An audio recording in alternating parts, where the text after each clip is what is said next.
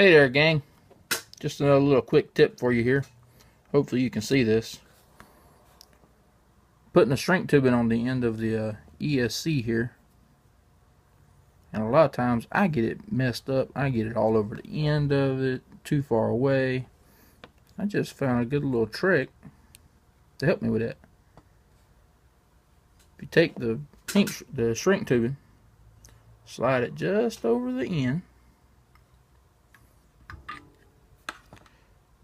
Take your soldering iron, put it on there until everything's flush. Touch it onto the end.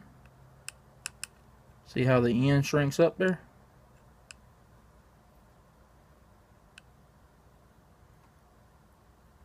Then we'll heat the rest of it.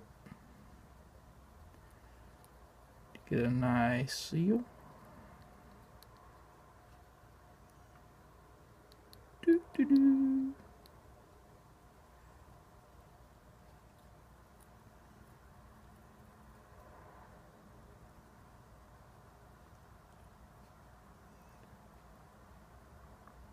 Yeah, be patient. Patience is a virtue. Anyway, now heat the barrel up a little bit just to make sure it pulls everything in. Voila! It's perfect.